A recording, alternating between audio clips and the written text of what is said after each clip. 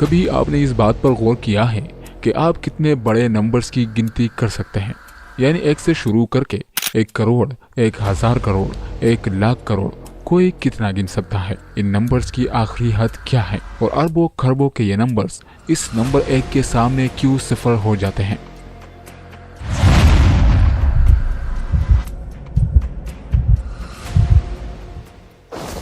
دنیا کے مشہور ترین یوٹیوبر مسٹر بیسٹ نے اپنی ایک ویڈیو میں 1 سے لے کر 1,00,000 تک نمبرز کی گنتی کی تھی، جس میں اسے 4 گھنٹے لگے۔ مسٹر بیسٹ سے بھی پہلے ایک اور عجیب و غریب ویڈیو سامنے آئی، جس میں جیریمی ہارپر نامی ایک شخص نے خود کو ایک کمرے میں الگ تھلگ کر کے 10,00,000 تک گنتی کی ویڈیو ریکارڈ کی، جس کے لیے وہ مسلسل 16 گھنٹے تک گنتی کرتا اور 8 گھنٹے کھانے اور نیند پوری کرنے کے لیے استعمال کرتا۔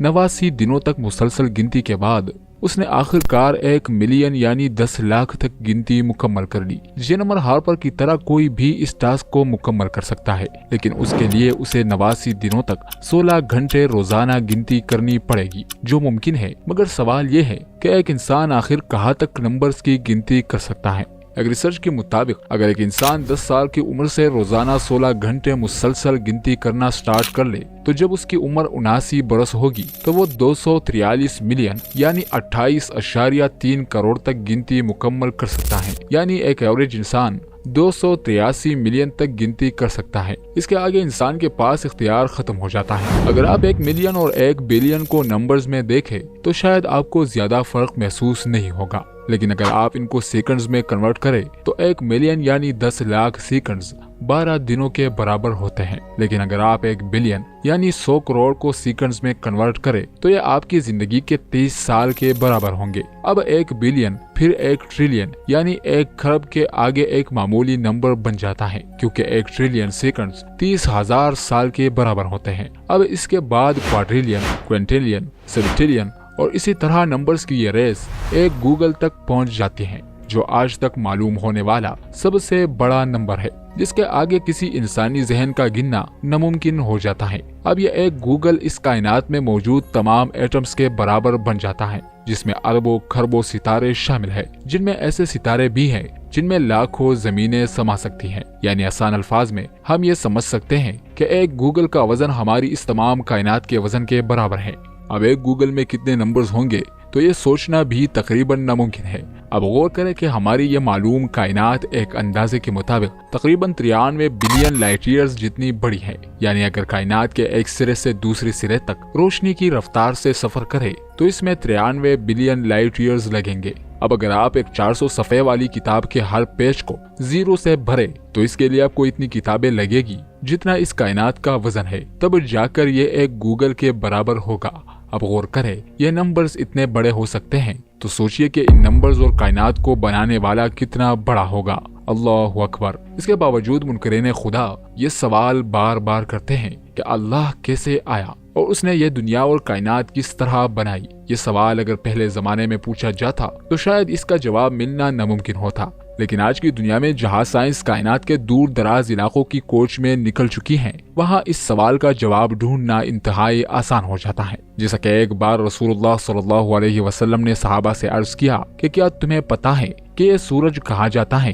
صحابہ نے فرمایا اللہ اور اس کا رسول بہتر جانتے ہیں۔ آپ صلی اللہ علیہ وسلم نے فرمایا کہ یہ سورج آسمانوں تک بلند ہو کر عرش تک جاتا ہے، وہاں پہنچ کر اسے حکم ملتا ہے کہ لوٹ جاؤ۔ پھر ایک دن ایسا آئے گا کہ سورج کو حکم ملے گا کہ تمہیں لوٹنا ہی نہیں بلکہ یہی سے نکلنا ہے۔ جب یہ حدیث پچھلی صدی میں سامنے آئی تو کئی لوگوں نے اس پر اعتراض کیا کہ نعوذ باللہ، رسول کو تو آسمان اور کائنات کے بارے میں علم ہی نہیں، کیونکہ سورج تو 24 گھنٹوں میں ایک دائرے میں آتا جاتا ہے، اس کے علاوہ اور کچھ نہیں۔ لیکن جیسے جیسے سائنس نے کائنات کی کھوج کی تو معلوم ہوا کہ واقعی سورج ہماری اس کائنات میں ایک سینٹرل اور ہائی ٹاپ پر پہنچتا ہے، اور ہائی ٹاپ کے اس پوائنٹ کو سولر ایپیکس کہتے ہیں۔ اگر آپ ایپیکس کا اردو یا کسی بھی زبان میں ترجمہ کریں تو اس کا مطلب عرش ہے، جس کا مطلب یہی ہے کہ واقعی عرش موجود ہے، واقعی سورج وہاں جاتا ہے اور وہاں سے 150 مائلز کا سفر 60 مائلز پر سیکنڈ کے حساب سے کر کے واپس پلٹتا ہے۔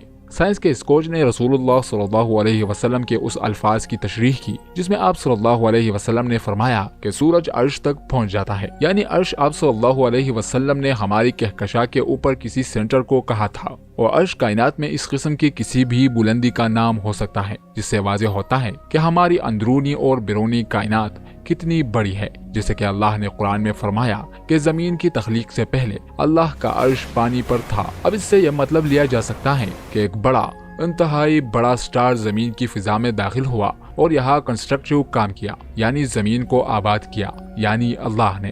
پھر اس کے بعد سوال یہ تھا کہ اللہ کہاں ہوتا ہے؟ اللہ چیزوں کے بیچ میں ہوتا ہے یا باہر؟ اللہ ہمارے اس کائنات میں ہوتا ہے یا ہماری کائنات سے باہر؟ تو اس کا جواب بھی ایک حدیث پاک میں واضح ہے کہ رسول اللہ صلی اللہ علیہ وسلم سے ایک سوال پوچھا گیا، اللہ کائنات بنانے سے پہلے کہاں تھا؟ آپ صلی اللہ علیہ وسلم نے فرمایا، اللہ بادلوں میں تھا، ہوا میں تھا، یعنی اللہ کائنات بنانے سے پہلے بادلوں میں تھا اور اس کے ارد گرد ہوائیں چل رہی تھی۔ اس کا مطلب یہ ہے کہ اللہ کو جسامت یعنی سائنس، لوکیشن یعنی جگہ سے نہیں جانا جا سکتا۔ اللہ کو اس کے کاموں سے، اس کی قوتوں سے اور اس کے صفات سے جانا جا سکتا ہے جو اس نے کائنات میں مکمل کیے، اور اربوں خربوں کی اس کہکشاں میں ایک چائنی یعنی ننھی سی دنیا میں زندگی پیدا کی، اور اپنے کاموں، قوتوں اور صفات میں وہ کسی کے ساتھ شریک نہیں کرتا، یعنی وہ ایک ہے، نمبر 1۔ تو نمبر 1 کے بعد جو بھی نمبرز ایک گوگل تک اور اس کے بعد بھی بنتے ہیں تو اس نمبر کا آغاز اس نمبر 1 یعنی اللہ سے ہوتا ہے۔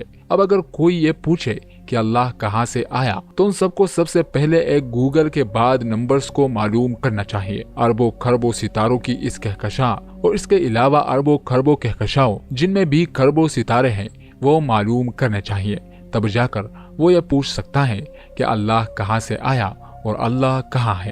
معزز ناظرین، اگر آپ کو ہماری ویڈیو پسند آئی تو اس ویڈیو کو لائک اور شیئر کیجیے گا، اور ہمارے اور اپنے چینل دستان قرآن کو ضرور سبسکرائب کیجیے گا۔